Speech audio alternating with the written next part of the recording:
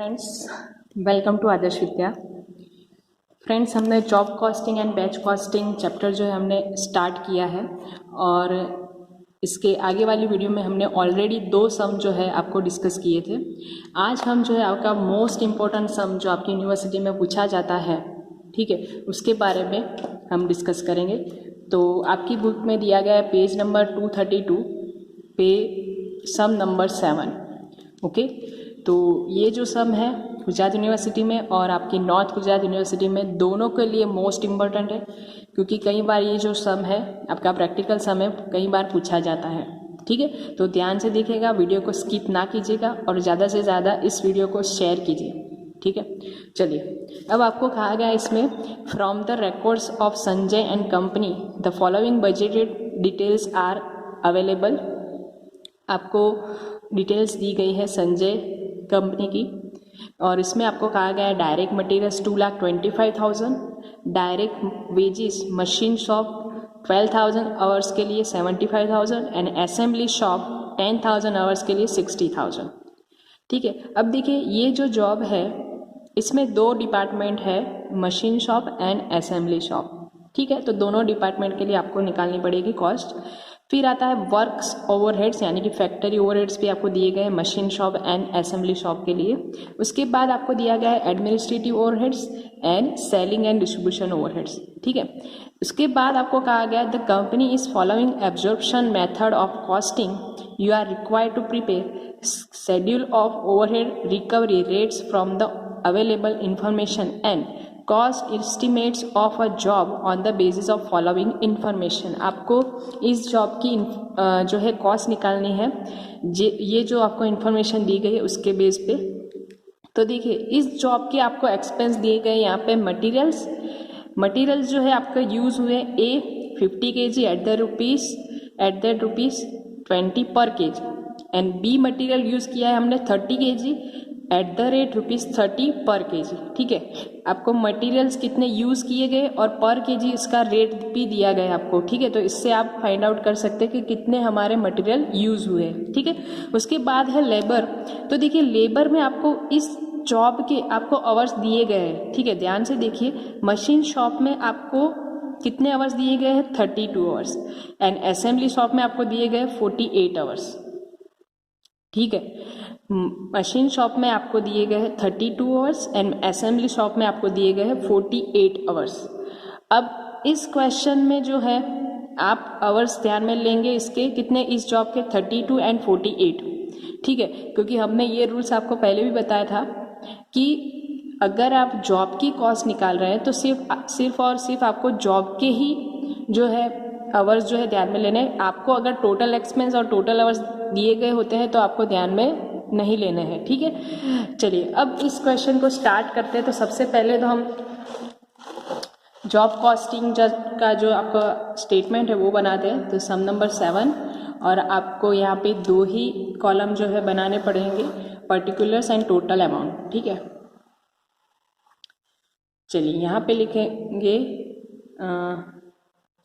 Cost sheet for job. ठीक है, job number आपको नहीं दिया गया यहाँ पे और यहाँ पे लिखेंगे particulars and rupees.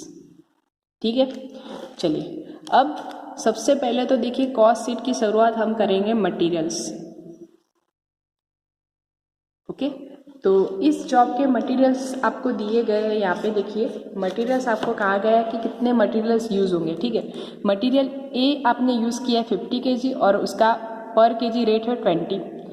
B material use किया है हमने 30 kg एंड उसका पर kg रेट कितना है 30 रुपीज़। ठीक है, तो इस दोनों की हम कैलकुलेशन करें, 50 kg आपने यूज़ किया है और पर kg रेट दिया गया, तो दोनों का मल्टीप्लिकेशन करने से हमें मिल जाएगा मटेरियल की कॉस्ट।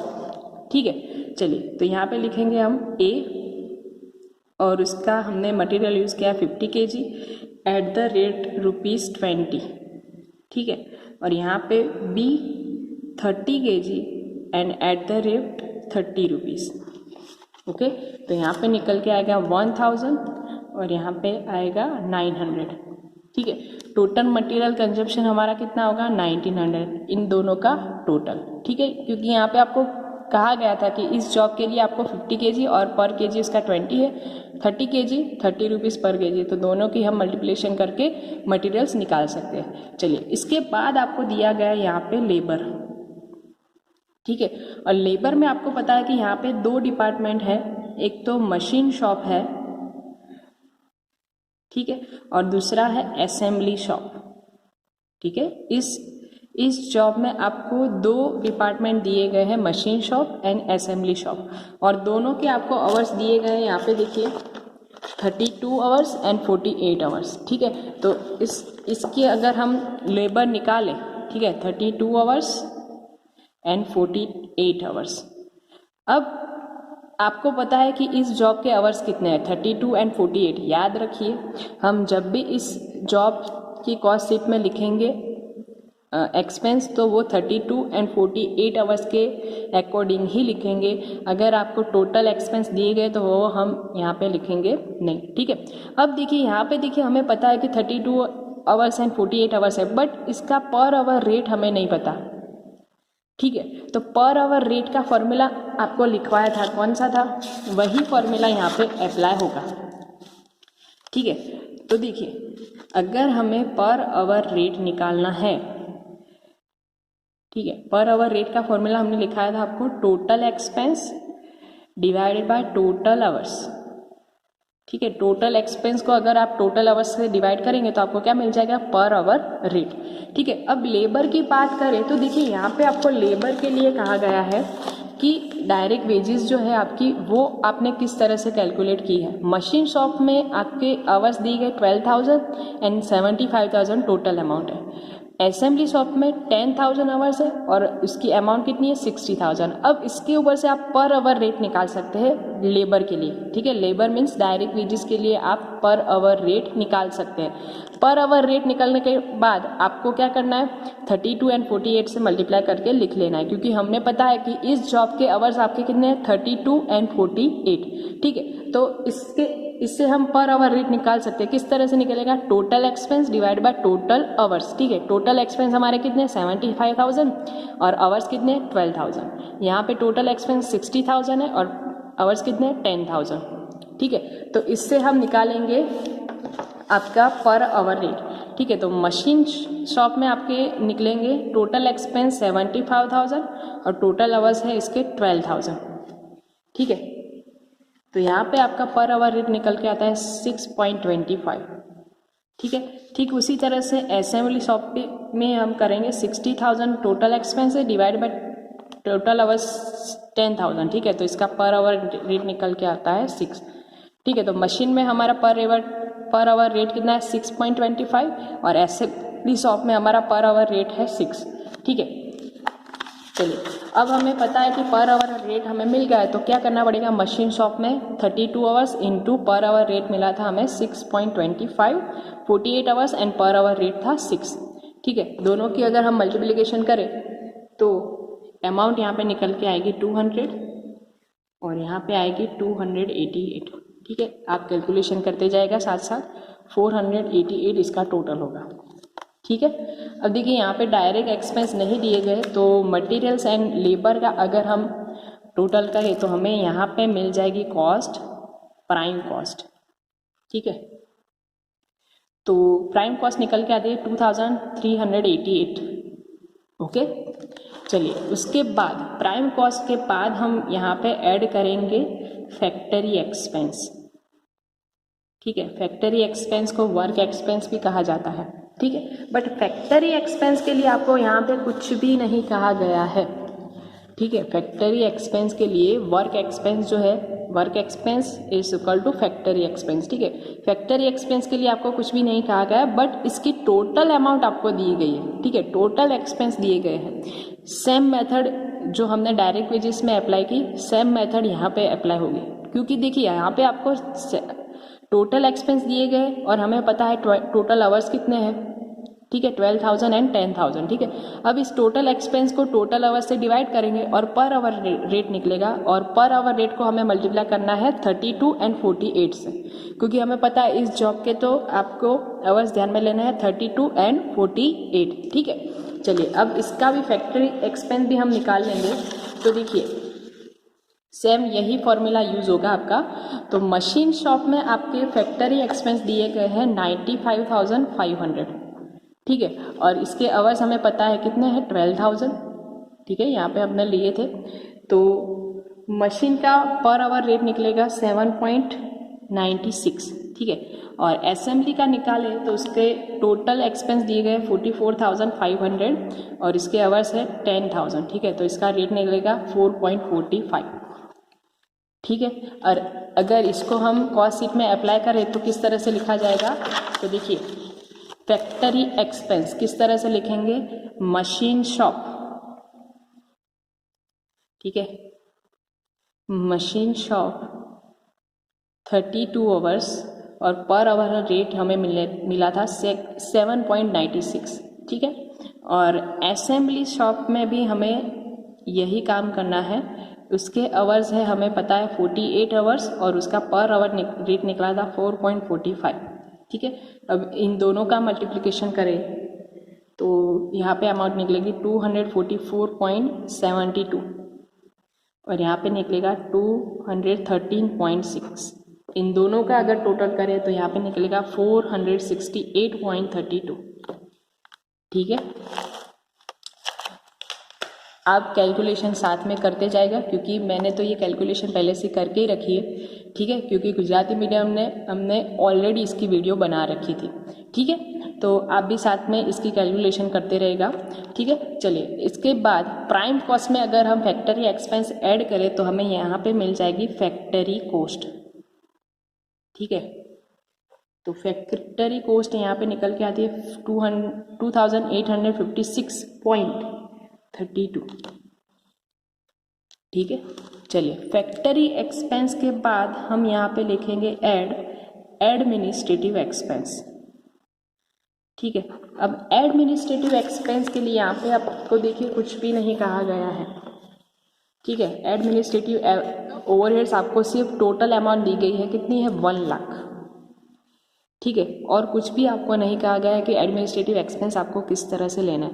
बट आपको अगर आपने पिछला क्वेश्चन जो है, पिछली वीडियो अगर आपने देखी होगी तो आपको हमने एक नोट लिखवाई थी कि एडमिनिस्ट्रेटिव एक्सपेंस, याद रखिए फिर से, administrative expense based on factory cost and selling and distribution expense based on production cost, ये आपको याद रखना है, ठीक है।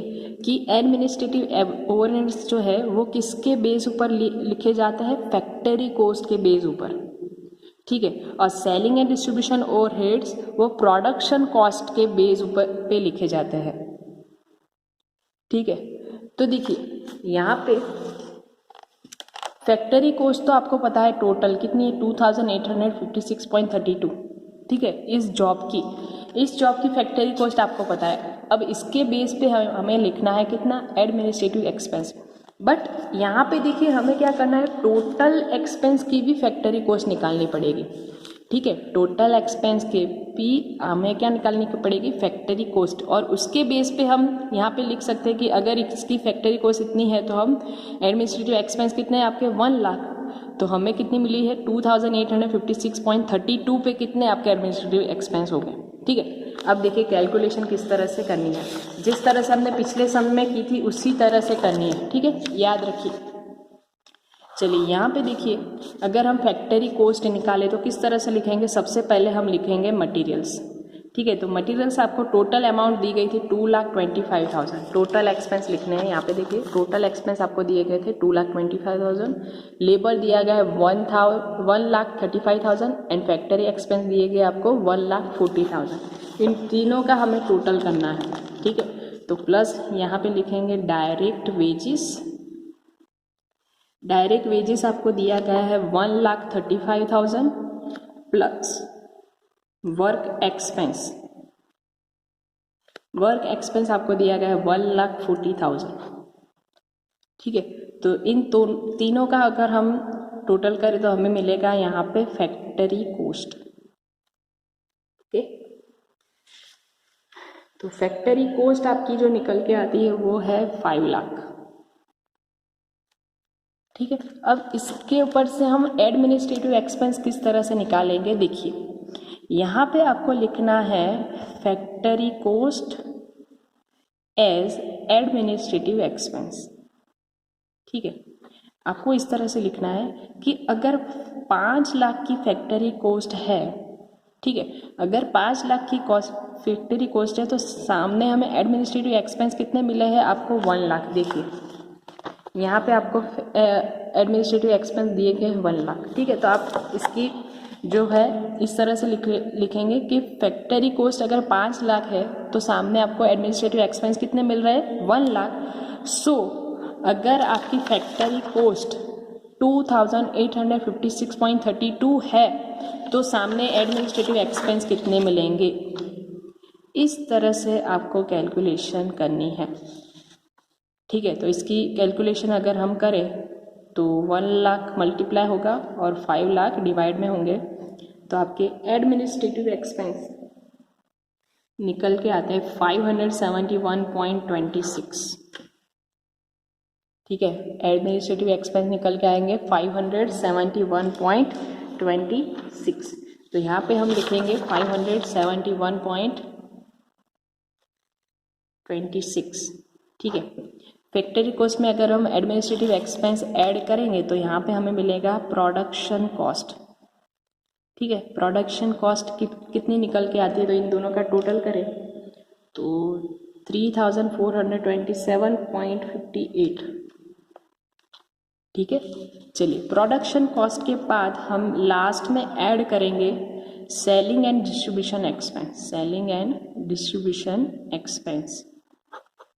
ओके, अब देखिए, अब आपको पता है कि सेलिंग एंड डिस्ट्रीब्यूशन एक्सपेंस जो है वो किसके पर बेस करेंगे, प्रोडक्शन कॉस्ट पे।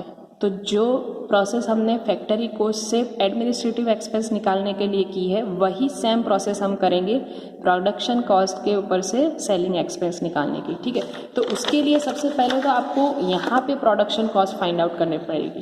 ठीक है, अगर यहाँ पे मुझे प्रोडक्शन कॉस्ट निकालनी तो फिर मुझे क्या करना पड़ेगा, फैक्ट्री कॉस्ट में एक और एक्सपेंस ऐड करना पड़ेगा, वो क्या है, एडमिनिस्ट्रेटिव एक्सपेंस। ठीक है, प्रोडक्शन कॉस्ट निकालने के लिए फैक्ट्री कॉस्ट में हमें ऐड करना पड़ेगा एडमिनिस्ट्रेटिव एक्सपेंस जो आपको दिए गए हैं 1 लाख। तो टोटल आपकी प्रोडक्शन कॉस्ट निकल के आती है 6 लाख। ठीक है, 6 लाख आपकी प्रोडक्शन कॉस्ट निकल के आती है। वही सेम प्रोसेस यहाँ पे अप्लाई करनी है, बट यहाँ पे आपको लिखना है प्रोडक्शन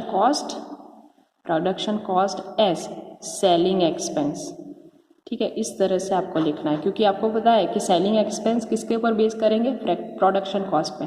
ठीक है, तो आपको किस तरह से लिखना है कि अगर 6 लाख प्रोडक्शन कॉस्ट है, ठीक है, 6 लाख अगर प्रोडक्शन कॉस्ट है तो सेलिंग एक्सपेंस कितने निकल के आते हैं, 1,50,000। ठीक है, अगर प्रोडक्शन 6 लाख है तो सेलिंग एक्सपेंस कितने निकल के आते हैं, 1,50,000। तो आपकी देखिए आपकी प्रोडक्शन कितनी मिली है, हमें इस जॉब की प्रोडक्शन कॉस्ट कितनी मिली है, 3,427.58।